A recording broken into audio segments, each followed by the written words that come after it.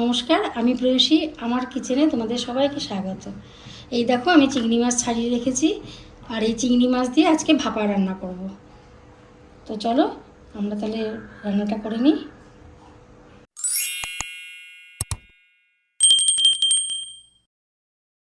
দেখো, চিংড়ি মাছ ভাপা বানাতে আমার কি কি মশলা লাগছে, সেই মশলাগুলো আমি একসাথে এখানে দিয়ে সব পিষে নেব।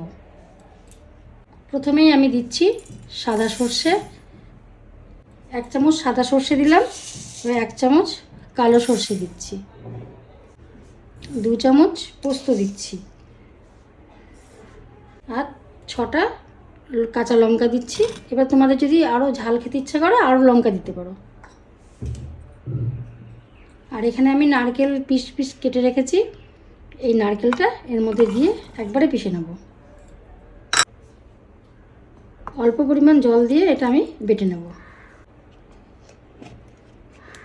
এই যে মশলাটা বাটা হয়ে গেছে, এবার আমি চিংড়ি মাছের মধ্যে এই মশলাগুলো দিয়ে মাখাবো। প্রথমে আমি একটা বাটি নিয়ে নিচ্ছি, আর এর মধ্যে চিংড়ি মাছগুলো সব একসাথে দিয়ে দিচ্ছি।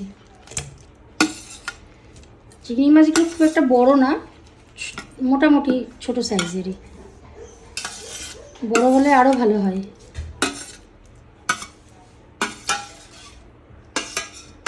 এই চিংড়ি মাছের মধ্যে আমি পেটে রাখা ওই মশলাটা একসাথে দিয়ে দিচ্ছি, আর 1 চামচ লবণ দিয়ে দিচ্ছি, 1/2 চামচ হলুদ,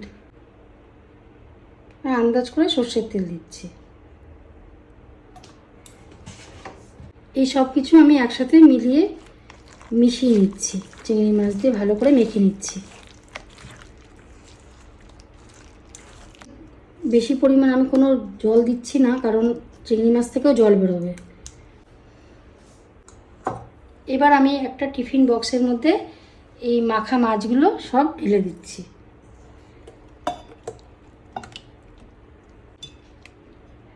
এই টিফিন বক্সে আমি ভাপা বানাবো।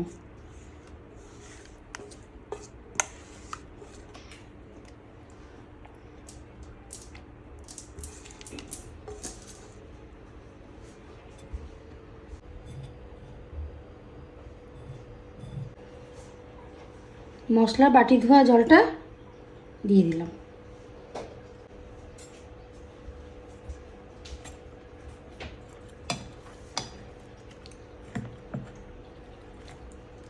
জলটা দেওয়ার পর একটু ভালো করে মাখিয়ে নিচ্ছি।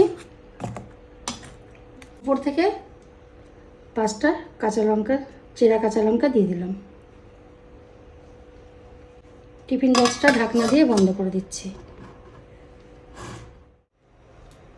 গ্যাসে আমি কড়াই বসিয়ে দিয়েছি, এর ভেতরে আমি ভাপা করার জন্য জল দিচ্ছি। এর মধ্যে আমি স্ট্যান্ডটা বসিয়ে দিচ্ছি।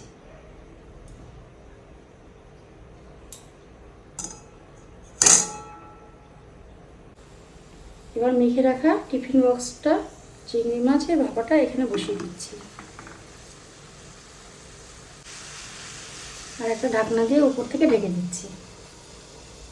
আঁচটা মিডিয়াম আছে, আর এই ভাপাটা করতে 20 থেকে 25 মিনিট লাগবে। চিংড়ি মাছের ভাপাটা হয়ে গেছে, ঠান্ডা হলে আমি দেখাচ্ছি। চিংড়ি মাছের ভাপাটা এখন ঠান্ডা হয়ে গেছে, এই যে আমি খুলে তোমাদের দেখাচ্ছি কেমন হয়েছে। দেখো, দেখতে তো খুব সুন্দর হয়েছে, আশা করি খেতেও ভালো হবে। এই চিংড়ি মাছের গরম গরম ভাপাটা গরম ভাত দিয়ে দারুণ খেতে লাগবে। এই দেখো, তোমাদের আমি দেখাচ্ছি কেমন হয়েছে। এই যে, ভালো লাগছে না? খুব সুন্দর হয়েছে, আশা করি খেতেও খুব ভালো হবে। এবার তোমরা কমেন্ট করে আমাকে জানাবে তোমাদের কেমন লাগলো আমার এই ভিডিওটি। আর আমার এই ভিডিওটি দেখার জন্য তোমাদের সবাইকে ধন্যবাদ।